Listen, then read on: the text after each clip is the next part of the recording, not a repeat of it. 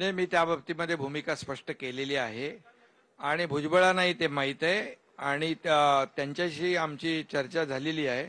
त्यामुळे कुठलाही गैरसमज नको. मराठा समाजाला आरक्षण देताना इतर कुठल्याही समाजावर अन्याय होणार नाही. मराठा समाजाला आरक्षण देण्यासाठी जी भूमिका, जे काही करायचं आहे, जी प्रक्रिया करायची आहे, ती युद्धपातळीवर सुरू आहे.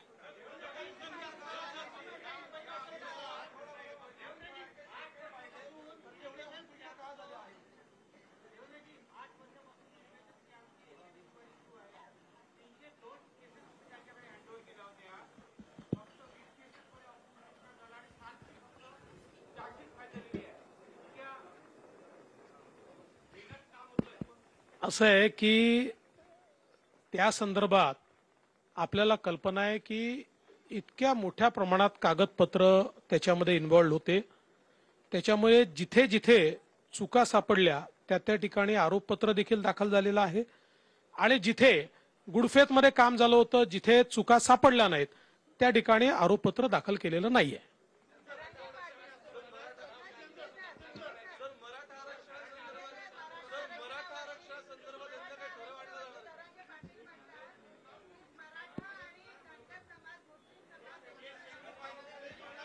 नाही, त्यांना हे माहिती नाही.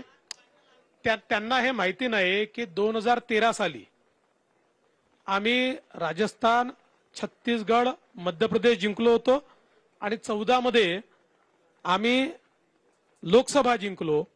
18 मध्ये 3 राज्य हरलो तरी 19 मध्ये जिंकलो. त्याच्यामुळे आता तर 19 साली अभूतपूर्व विजय आमचा होणार आहे. नाही नाही,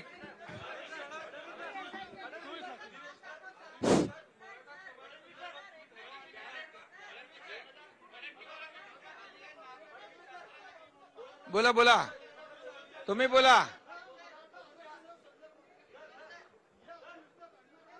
मराठा समाजाला आरक्षण देण्यासंदर्भातला नाही ठराव नाही. आम्ही आरक्षण देणार आहोत. त्यांना आरक्षण देण्यासाठी प्रक्रिया करावी लागते. टिकणार, कायद्याच्या चौकटीत बसणार, इतर समाजावर अन्याय न करणार, हा शब्द आहे आमचा.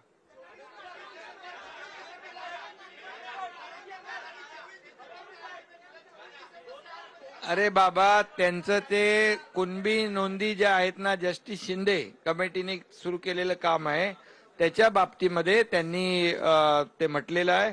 परंतु ते त्या 24च्या तारीख येऊ दे, अजून वेळ आहे त्याला.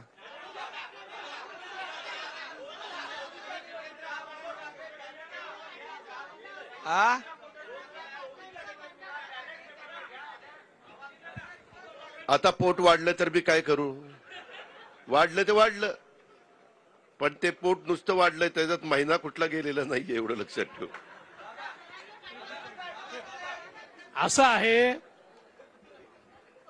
कर्नाटकामध्ये जर काँग्रेस जिंकली तर ईव्हीएम चांगलं, तेलंगणामध्ये काँग्रेस जिंकली तर ईव्हीएम चांगलं, पंजाबमध्ये काँग्रेस जिंकली, आपलं आप जिंकली तर ईव्हीएम चांगलं, आणि दिल्लीत आप जिंकली तर ईव्हीएम चांगलं, आणि भाजप जिंकली.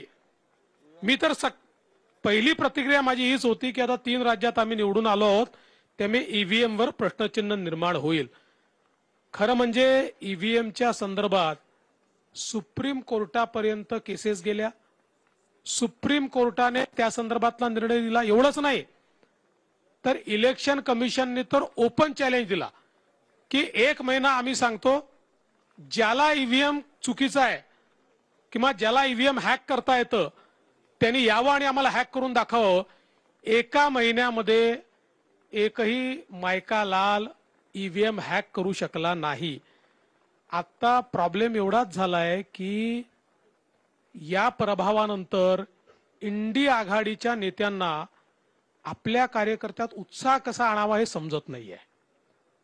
त्यामुळे ते आपल्याकडे म्हणतात ना, चित हुआ तो क्या हुआ, मेरी टांग तो ऊपर थी.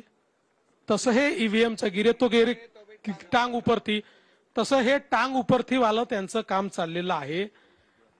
आणि शेवटी बॅलेटने घ्यायचं की इलेक्ट्रॉनिक मशीनने घ्यायचं हे इलेक्शन कमिशन ठरवतं.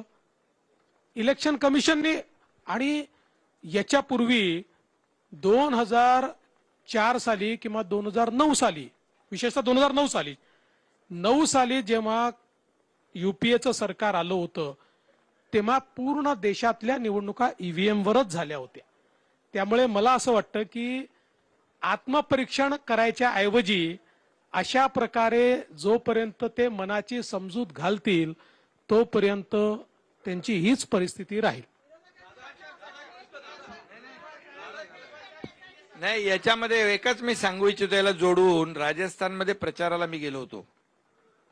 राजस्थानमध्ये राहुल गांधी मागच्या निवडणुकीमध्ये गेले. त्यांनी सांगितलं 1 2 3 4 5 असं 10 गिनले. बोले 10 दिन के अंदर किसानों का पूरा कर्ज माफ करेंगे. 5 वर्ष झाले तरी नाही, 19,000 शेतकऱ्यांची जमीन निलाम झाली, 800 का 1000 लोकांनी आत्महत्या केली. आणि त्यामुळे दुसरी गोष्ट, कर्नाटकमध्ये पण खोटी आश्वासनं देऊन निवडून आल्यानंतर त्यांचा उपमुख्यमंत्री सांगतो आश्वासन तो बहुत ढेर सारे दिए है लेकिन हमारे पास पैसा नाही. आणि त्याचं पण इकडे म्हणजे मोदी गॅरंटीवर लोकांनी विश्वास ठेवला आणि कुणाची गॅरंटी ठोकरली ते बघा.